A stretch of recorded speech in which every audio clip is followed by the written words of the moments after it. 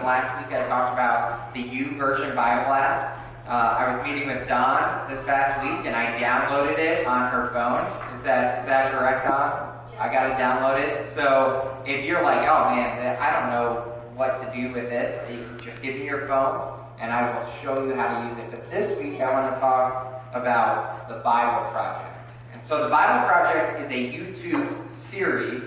They also have their own web page, and if you Google the Bible Project, the web page should come up. But what they do is a fantastic job of teaching the Bible through YouTube videos or just small videos. And they have topical videos, but they also have books of the Bible. And so this is their logo on your left, and on the right is actually what they do throughout the video is they create this little collage thing. And as they are telling the story, they're breaking it up and showing you how the book flows and how it's meant to be seen and the structure and all that stuff. If you want to get deeper into the Word and you want to understand better what the Word is saying, I highly recommend the Bible Project. It's a YouTube video series, so it's easy. It's easy to see. It's something that you can throw on in the background and listen to. It's a fairly simple thing, and many of us can be visual learners, right? Maybe you're a visual learner or an audio learner. This does both. It gives you images to kind of follow along while also speaking about different things about the Bible. So I just want to throw that out to you because I want you guys to be working on your faith throughout the week. It's not about necessarily always about Sunday morning. It is about working on your faith throughout the week. We are Christians 7 days a week. We're not just Christians one day a week. And so last week I talked about Israel rejecting God as king, and something that I was very passionate about because God is king of the whole world. But acknowledging God as king is vital for our Christian faith and was vital for Israel as well. And next week I'm going to talk about the exile, Israel being forced into exile, a monumental part of Israel's history. One thing that was very important to Israel throughout their history was the Promised Land. And they were being exiled from the Promised Land into a land not their own. And that was pivotal for them. And that's a big time jump, actually. We are talking about hundreds and hundreds of years between those two. Well, today I want to talk about what happens in between. That Israel actually does get a king. They get Saul, and then Saul doesn't follow God. And so God sets up a man after his own heart in David, and then Solomon. But the kingdom ends up splitting in two, and there's a northern kingdom, which is Israel, and a southern kingdom, which is Judah. And Israel had 19 kings, and Judah had 20 kings. And there were a lot of bad kings. In fact, the northern kingdom of Israel had 19 out of 19 bad kings. That means they didn't have a single good king. Now, Judah fared a little bit better, that 14 of the 20 kings were bad, meaning that 6 of them were good. But they did one thing that made them bad. One thing that made them bad. They led Israel into idolatry. And if you ever read the Old Testament, one thing that you will notice is that Israel is always doing idolatry. They're always worshiping other gods. And few sins frustrate God more than idolatry. If you are reading the Old Testament and you are noticing that God is talking harshly to the Israelites, they're probably engaging in idolatry. And so it's a big sin at this point. In fact, the first 2 commandments speak against this. The first one is, "You shall have no other gods before me." But in Exodus 20, 4 through 6, we get the second commandment, and I'm just going to read it. "Do not make an idol for yourself, whether in the shape of anything in the heavens above, or on the earth below, or in the waters under the earth. Do not bow and worship to them, and do not serve them. For I, the Lord your God, am a jealous God, bringing the consequences of the father's iniquities on the children to the third and fourth generation, and of those who hate me, but showing faithful love to 1,000 generations of those who love me and keep my commands. He repeats this in Leviticus 26:1. God kind of repeats this to Israel. Do not make worthless idols for yourself. Set up a carved image or a sacred pillar for yourself. Place a sculpted stone in your land to bow down to it. For I am the Lord your God. So I'm talking about idols, and many of you are probably like, well, there's not really many blatant idols in our world right now. We don't really see a lot of idols, right? Maybe you see them in the Chinese restaurant or in a yoga place or maybe a Hindu idol or a Buddhist idol. But the 3 of the 5 major religions are Christianity, Islam, and Judaism. So they don't have idols. And so because of that, we don't see a lot of blatant idols. In fact, I have only come into contact one time with something that is a blatant idol. I used to work for Home Depot, and I used to work in Waterbury, Connecticut. Waterbury, Connecticut is a city, and we had a diversity of people working at this company, and I would eat lunch all the time, and I had a friend who was in the same department as me, and she would bring me Indian food all the time, and I loved it. She would basically give me half of her lunch, and I would eat it. And one time around Christmas, she handed me the food. She said, hey, I actually brought you this whole portion special, and I started asking questions, and I found out that this food was sacrificed to an idol.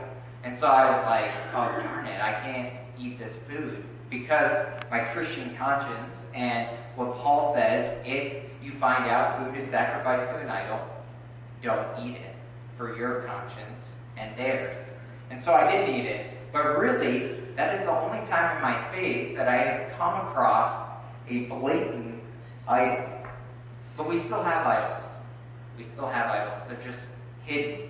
They're a little more hidden. They're a little more discreet. And the reason for that is because the Enlightenment has led us to believe that there is no spiritual world. There's only the physical world.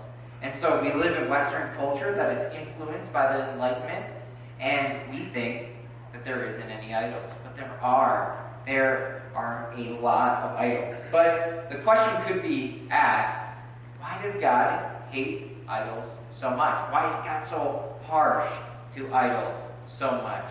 Isn't God a God of abounding love, slow to anger? Why is worship of idols so intolerable to God? And there's a few reasons for it, and they're actually vitally important. And the first one is that idols are meant to be images of invisible gods. Idols are meant to be images of invisible gods. Their bark is worse than their bite, so to speak, right? And so they would create these large statues, and they'd have them out there, and this statue was supposed to represent this God that was in the spiritual realm. And if you created this, you had power from that God. You were showing reverence to that God. You were showing respect to that God. And now that God would fight for you. Kings would actually do this as well. And so kings, to show their power and dominance, would build statues. And they'd build them in other countries in which they didn't rule, but they had reign over. And so mainly a king would live in the capital of his country, but as he would conquer other countries, he would build statues there to show his power and dominance. And it is believed that you would create something in your household of maybe a smaller god and that would be your household idol. And so what we get is that a lot of these different countries are building temples and statues and creating idols so that they have protection over and against other countries. But God had already created his image. God said, you should not have other idols because I've already created an image of me, and it's human beings. We were called to be the images of God, and we were supposed to show and point towards the Creator, Yahweh, the God of Israel, right? And so to create an image would have been desecrating God because he had already created an image for himself. But the second reason is that idols are made to bring gods into your control. Into your control. So it's humans are always trying to limit an indefinite, eternal God. We're always trying to bring God into our control. It is a habit that we have done various times. And here's the honest truth. God is difficult to understand. He is difficult to understand. You do not know everything about God. You don't. It's just true. None of us do. Now, we know what is revealed to us through the Bible, and we know that God's Word is truth and speaks truth about God, but he is an infinite God. And I call this putting God in a box. Too many times we look to put God in a box, and we look to control God, right? We look to say, okay, I know what God does and doesn't do. And in various situations, we can know that God doesn't lie, right? We know those things. We know God is a God of love, that God is a God of truth, but we don't know every little bitty detail. And God is so much bigger than anything that we can imagine. And so that is why it's so dangerous to try to bring God into your own control, because he's bigger than that. He is always going to be bigger than that. But the goal of an idol was to say, bring it into your house, or build them a temple in your country, and now this God worked for you. See, the God of Israel was on Israel's side, but Israel worked for God. Israel was an instrument of God's mission, not the other way around, if that makes sense. The third reason is you become what you worship. If you've ever heard the saying, you are what you eat, now I don't know if that's true or not. I'm inclined to say that it's not true, mainly because sometimes I like to eat too much and I like to avoid being what I eat. But worship is to show reverence and adoration for a deity, honor with religious rites. I have a friend who one time said that show me your checkbook and your calendar and I will tell you who your God is. Show me your checkbook and your calendar, and I will tell you who your God is, right? So much of what we do in our worship is where we put our time and our money. And if we're spending a lot of time doing certain things, maybe that is an idol in which we are worshiping. And I think that is why coming to church on a Sunday morning is so important, because worship centers us into God's presence. It helps us restore the image that we are created in. And the more we worship and the more we focus on God, and maybe you're just like, man, I don't like this song. This isn't the song that I want to worship through, or, I don't like the way that the lights are. Maybe the lights are all on and, oh, I don't like that. Or maybe the lights are all off and you don't like that. Well, unfortunately, that is nonsense. It doesn't matter what it looks like. You need to be worshiping God. Maybe you don't like this song. Now, there are some songs out there that are not pointing you towards God, or not biblical, And it's fine not to worship through those, but each and every Sunday we need to come to church, we need to worship, and we need to worship through our time, our offerings, and passionately getting re-centered into God's will, into God's likeness. But the same thing is true if you are worshiping something that isn't God. You begin to degrade your image. I don't know if you've seen these people, but some people idolize movie stars or pop singers, and they do everything they can to be just like that person. And if you are worshiping something other than God, you are degrading your image of God, because God is the only one worthy of worship. There is a general truth, and this is fully true. Everyone worships something. Everyone. The atheist worships something. The agnostic worships something. The people who have no opinion about religion, they worship something. Everyone worships something. And so it's important to know what you worship. So what are idols? If you're asking, what are idols? You say they're kind of hidden, but what maybe is an idol? Well, there's two answers to this, and the first is that idols are nothing. Psalm 135, verses 15 through 18 says this: "The idols of the nation are of silver and gold, made by human hands. They have mouths, but cannot speak, eyes, but cannot see. They have ears, but cannot hear. Indeed, there is no breath in their mouths. Those who make them are just like them, as are all who trust in them." I like that part where it says, those who make them are just like them. That's mockery right there. So the Bible sometimes mocks stupid things, right? It does that. And God is baffled by idol worship. He created the heavens and the earth, and as he sees people worshiping idols, he is baffled by them. And he says, they have mouths, but do not speak. They have eyes, but do not see. And in fact, in many places in the Old Testament, in Isaiah and Jeremiah, he says the people who worship idols are just like them. They have eyes, but do not see. They have mouths, but do not speak. Right? They are blind to what's really going on. They have ears, they do not hear. They cannot hear the truth. And that is what happens when worshiping idols takes place. You are worshiping nothing.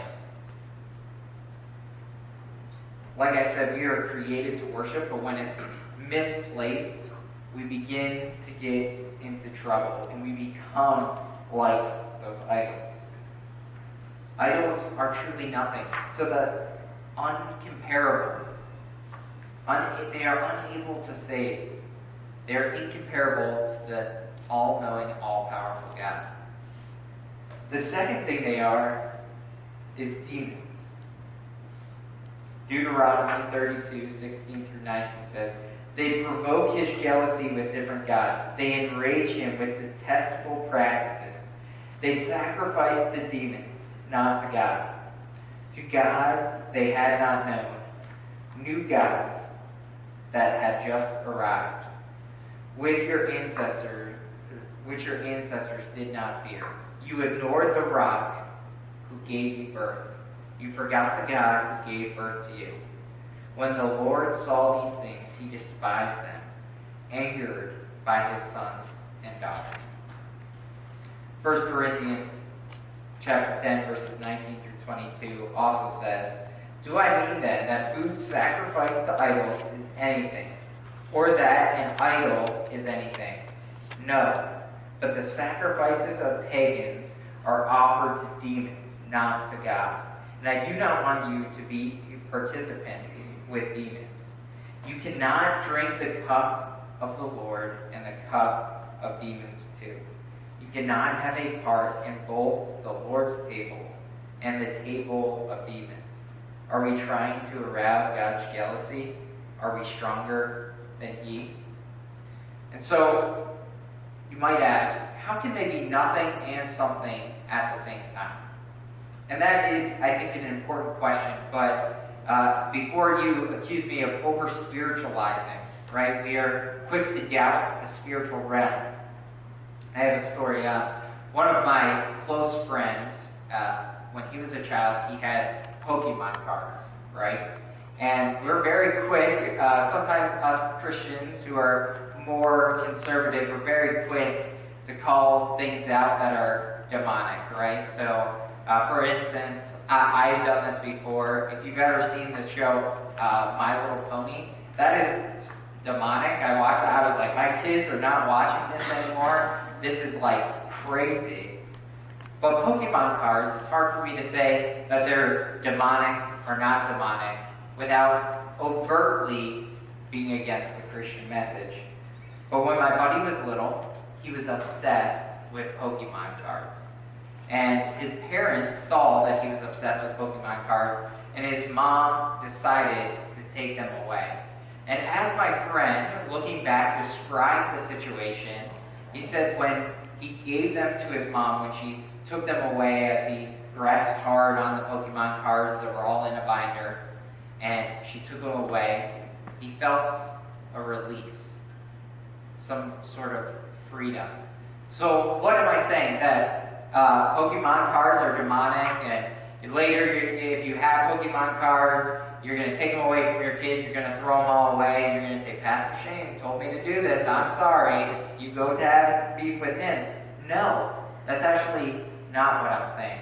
What I am saying is that as you begin to love something, love an idol, and place it into worship, that's when a spiritual power comes behind that the demonic starts to happen.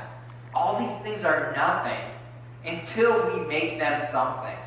All these things are nothing until we make them something. So if you worship something, it becomes an idol with a demon behind it. There are many things that are good, and as I begin to talk about idols that we have, there are many of them that are really good things.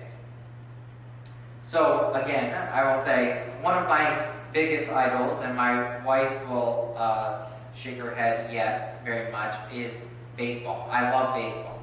I watch baseball all the time, and I love it. Is baseball demonic? No, not until I place it in the spot of God.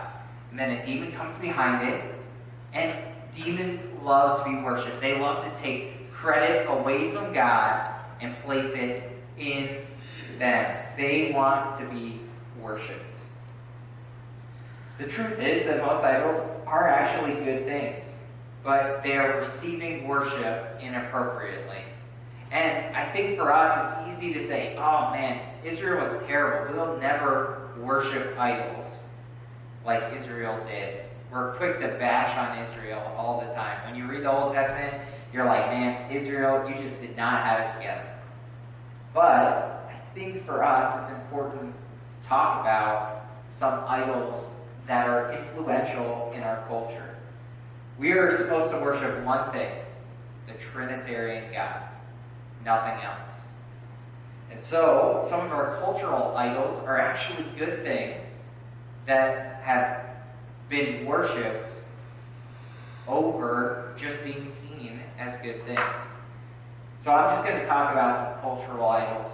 And if you get a little frustrated at some of the things that I say, I think it's important for us to reflect and think about, hey, am I placing this in the place of God? So the first one is individualism. We are very about ourselves. Take care of yourself ahead of other people. We think about this conversion experience, right? We come to God and we have this conversion experience. And when we read about the church history, the first 1,600 years did not have many conversion experiences, and we begin to say, well, they weren't really Christian or whatever. We idolize individualism. Now, there's good things about individualism. It has caused a lot of advancements in our society because people have been worried about themselves and focused on themselves and focused on the particular person. We have had medical advancements, industrial advancements. And what I want to speak against is the fact that we shouldn't worship ourselves. We need to worship God. The second one is consumerism. Consumerism. We live in a way that, oh man, I just want more and more and more. Now, I will tell you something. Consumerism has done a lot of good in society. It has provided competition, new ideas. It has allowed for personal autonomy. All good things. But when we redefine our values on what we can get, it becomes an idol. Political ideology. Political ideology. Having thoughts in the public sector are a good thing. The Bible talks about being for the good of the public welfare. That's just the truth. It does talk about those things. Well, I will always say your religion should define your politics. Never let your politics define your religion. We always have to be reminded of this, right? That my religion defines my politics, not the other way around. The next one is sex and pleasure. I know so many people that their goal is just to have sex. They go out there Fridays and Saturday nights. They save up money all week to go to the bar, and they're hoping to hook up with somebody. Man, we have placed sex so high up there. In the 1960s, there was a sexual revolution, and the epitome of everything was just to have sex. Pleasure. You know, we have this idea that we just need to have fun or be happy, get the adrenaline rush. And then the final one is true love. Follow your heart wherever it leads, right? You just got to follow your heart. I call this the Disney idol, right? That Disney has convinced us that there's true love out there somewhere. And if the person that we're with right now is causing us enough problems, we should just go to the one who is truly going to love us. The perfect person out there. These are all idols in our culture. And so some of you might be sitting there and be shaking your head like, yeah, oh man, those idols are terrible. Yeah, I'm glad he's pointing these out. These are bad vices in society. And so I didn't want you to be too agreeant with me. So now I'm going to bring out Christian idols. What does the Christian church struggle with as idols, right? What do we sometimes struggle with as our idols? And the first one is the Bible. And so some of you are like, whoa, oh man, we're in one of those liberal churches. We got to get out of here. You're not allowed to leave at this point. So the Bible is the Word of God.